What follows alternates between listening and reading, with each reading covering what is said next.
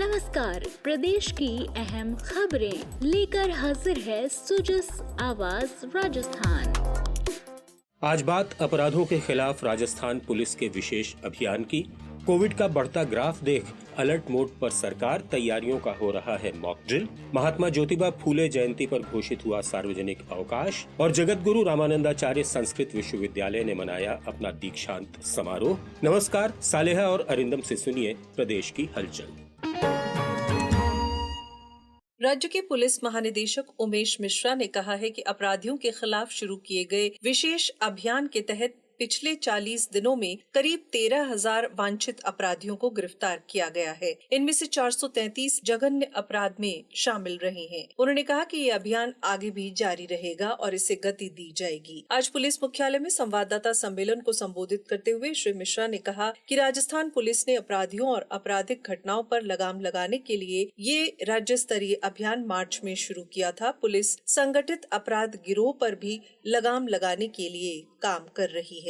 इस मार्च और अप्रैल के जो अभी कल तक के दिन को लेते हुए 13,000 अपराधियों को सब्सटेंटिव ऑफेंसेस में अंदर कर दिया गया है। कि मार्च के महीने में जब हमने कंपेयर किया लास्ट ईयर के मार्च से, तो उसमें 9% की अपराधों में कमी आई है। ये अभियान जारी रहेगा, इसको और गति दी जाएगी। और पुलिस की वैसे भी हमने जो नए साल में जो प्रायोरिटी रखी है वो आपने देखा होगा। नंबर 1 प्रायोरिटी तो यही है, हार्डकोर क्रिमिनल, संगठित अपराध, इसके विरुद्ध कार्रवाई और इंटेलिजेंस लेड ऑपरेशंस। अपराधियों में हड़कंप मच गया और रिकॉर्ड संख्या में अपराधी पकड़े गए, जेल के सिकंजों के अंदर कर दिए गए, लॉकअप हमारे भर गए। जो हमें फीडबैक मिल रहा है वो बड़ा पॉजिटिव मिल रहा है। वो पुलिस के ऑपरेशंस की सराहना कर रहे हैं और वो कह रहे हैं कि न केवल इसको जारी रखिए बल्कि इसको और बढ़ा दीजिए। पुलिस महानिदेशक ने कहा कि नकल माफिया की प्रभावी रोकथाम के लिए पुलिस लगातार काम कर रही है। नकल माफिया पर NSA लगाने के भी निर्देश दिए गए हैं। साइबर अपराधों को रोकने के लिए सभी जिलों में साइबर सेल बनाए गए हैं। राज्य पुलिस की CID क्राइम ब्रांच की टीम ने जैसलमेर में बॉर्डर पार से आई 9 किलो हेरोइन बरामद की है। इसकी अंतर्राष्ट्रीय बाजार में कीमत 35 करोड़ रुपए आंकी गई है। पुलिस महानिदेशक ने बताया कि मोहनगढ़ थाना क्षेत्र में 4 तस्करों को गिरफ्तार किया गया है। उन्होंने बताया कि मुखबिर की सूचना पर पिछले 1 महीने से CID जयपुर की टीम नजर रखे हुए थी। रात में एक बड़ा सक्सेसफुल ऑपरेशन CID राजस्थान ने रन किया और वहां स्थानीय पुलिस के सहयोग से 4 तस्करों को दबोचा है जैसलमेर से, और उनके पास से 9 kg हेरोइन, जो संभवतः ड्रोन से ड्रॉप किया गया है, उसको बरामद किया है। इसके लिए भी मैं टीम CID को बहुत बहुत बधाई और शुभकामना देता हूँ। हमने रेड कॉर्नर नोटिस जारी करा लिया है और हम लोग CBI के संपर्क में हैं।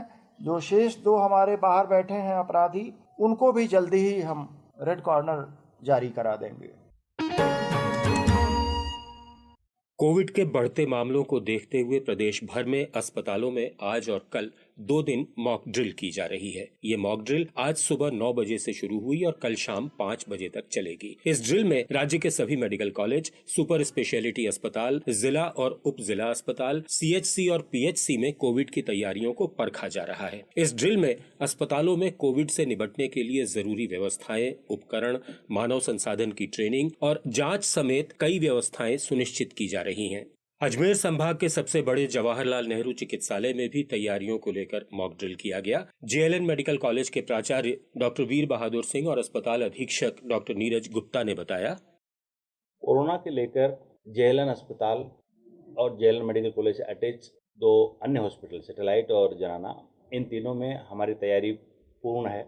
हमारे पास इक्विपमेंट पार्ट को अगर हम लें, ventilator, oxygen concentrator, oxygen cylinders, OGP और LMO, सभी जो हमारे पास एकदम रेडी हैं। जो टेस्टिंग के लिए जो किट्स सफिशिएंट नंबर्स में हमारे पास अवेलेबल हैं, और इसके अलावा जो ड्रग्स जो काम में आती हैं जो कोरोना में, हमारे पास सफिशिएंट अमाउंट में अवेलेबल है। हमने कोरोना का वार्ड कभी बंद नहीं किया। हम रेगुलर टेस्टिंग कर रहे हैं और उसको लेके जैसे पॉजिटिव आ रहे हैं उनको कुछ लोगों को भर्ती भी कर रहे हैं जिनका आवश्यकता के अनुसार। उधर भीलवाड़ा जिले के राजमाता विजय राजे सिंधिया मेडिकल कॉलेज के वीडियो कॉन्फ्रेंसिंग रूम से प्रदेश के चिकित्सा विभाग के आला अधिकारी जानकारी ले रहे हैं। भीलवाड़ा के महात्मा गांधी अस्पताल के पीएमओ डॉक्टर अरुण गौर ने कहा कि कोरोना को लेकर चिकित्सा विभाग ने उपचार के लिए तमाम तैयारियां पूरी कर ली हैं। राज्यपाल कलराज मिश्र ने कहा है कि देश की एकता और अखंडता को अक्षुण्ण रखने में संस्कृत भाषा की महत्वपूर्ण भूमिका है। आज जयपुर में जगत गुरु रामानंदाचार्य राजस्थान संस्कृत विश्वविद्यालय के दीक्षांत समारोह में बोलते हुए उन्होंने कहा कि जीवन व्यवहार और आदर्श लोकाचार की शिक्षा संस्कृत भाषा में सहज रूप से दी गई है। संस्कृति तथा संस्कृत शिक्षा मंत्री डॉक्टर बी.डी. कल्ला ने कहा कि संस्कृत वेद भाषा है और कई भारतीय भाषाओं की जननी है। यही नहीं, कई विदेशी भाषाओं में भी संस्कृत के शब्द पाए जाते हैं। राज्यपाल ने समारोह में 16 प्रतिभाशाली विद्यार्थियों को स्वर्ण पदक और 14 विद्यार्थियों को पीएचडी की उपाधि प्रदान की। महात्मा ज्योतिबा फूले जयंती 11 अप्रैल पर सार्वजनिक अवकाश घोषित किया गया है। मुख्यमंत्री अशोक गहलोत ने अवकाश के प्रस्ताव को मंजूरी दी है। अभी तक फूले जयंती पर ऐच्छिक अवकाश दिया जा रहा था। मुख्यमंत्री ने आम जन की भावना और जनप्रतिनिधियों की मांग को ध्यान में रखते हुए ये निर्णय किया है। गौरतलब है कि महात्मा फूले ने देश से छुआछूत खत्म करने और समाज को सशक्त बनाने की दिशा में अहम भूमिका निभाई थी। उन्होंने समाज को कुरीतियों से मुक्त कराने, बालिकाओं और दलितों को शिक्षा से जोड़ने का काम किया। उन्होंने किसानों और मजदूरों के हक के लिए भी संगठित प्रयास किए। अब सुनिए जिलों का राउंड अप।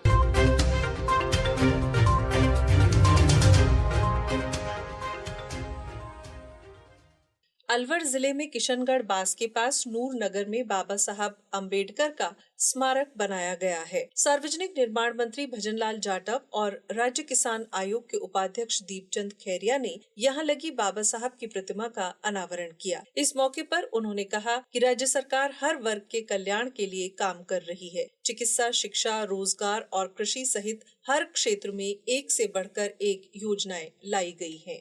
अलवर से ही एक और खबर। सामाजिक न्याय और अधिकारिता मंत्री टीकाराम जूली ने शहर की वैशाली नगर विस्तार योजना में मेघवाल बालिका छात्रावास के मुख्य भवन की आधारशिला रखी।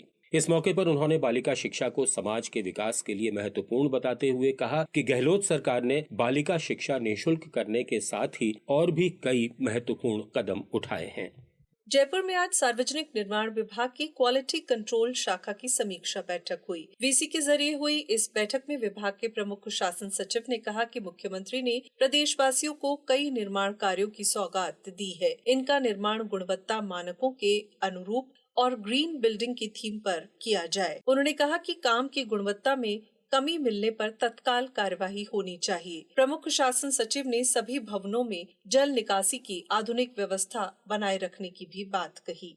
प्रदेश सरकार द्वारा चलाई जा रही मुख्यमंत्री चिरंजीवी बीमा योजना से आम आदमी को संबल मिल रहा है। भीलवाड़ा के मुख्य चिकित्सा और स्वास्थ्य अधिकारी ने कहा कि चिरंजीवी योजना के लिए जिले में 47 अस्पताल स्वीकृत है और अब तक 83 करोड़ रुपए के निःशुल्क इलाज का लाभ मरीजों ने उठाया है। अब तक जो है टोटल 47 हॉस्पिटल जो है हमारे इसमें पंजीकृत हैं, जिसमें से 29 चिकित्सालय तो राजकीय है और 18 निजी चिकित्सालय को जोड़ा है। 83 करोड़ लोगों को बेनिफिट मिला है और ये भीलवाड़ा जिले के निजी और सरकारी चिकित्सालयों में इतने लोगों को लाभ दिया है। हमने करीब 1,75,000 पैकेजेस अब तक इस योजना में बुक हुए हैं। 83 करोड़ जो जनता की जेब से लगना था वो जो है निजी चिकित्सालयों को सरकार ने इंश्योरेंस कंपनी के माध्यम से पे किया है। अगली खबर बाड़मेर से, जहां चिरंजीवी के तहत गडरा रोड के रहने वाले रोशन खान के पेट की पथरी का उपचार किया गया और अब वे पूरी तरह ठीक हैं। पेट में तकलीफ होने के बाद जांच में पथरी की समस्या उनके सामने आई और बाड़मेर जिला अस्पताल में उनका ऑपरेशन हुआ, जिसके जरिए 12 से 20 मिलीमीटर की पथरी निकाली गई। रोशन के पिता ने इस जीवनदायिनी योजना लागू करने के लिए मुख्यमंत्री का आभार जताया। ऐसा ही नया जीवन कोटा के कंसुआ में रहने वाली मुमताज को भी मिला है, जिन्हें बच्चेदानी में तकलीफ थी। पारिवारिक स्थिति कमजोर होने के कारण उनका इलाज टलता जा रहा था। तभी उन्हें चिरंजीवी योजना का पता चला और मुफ्त ऑपरेशन के बाद अब वे पूरी तरह स्वस्थ हैं। बारां जिले का आज स्थापना दिवस है। 32वीं वर्षगांठ के अवसर पर जिला कलेक्टर और जिला प्रमुख ने शोभा यात्रा को रवाना किया। इस यात्रा में विभिन्न विभागों की झांकियां और महिलाओं की कलश यात्रा मुख्य आकर्षण रही।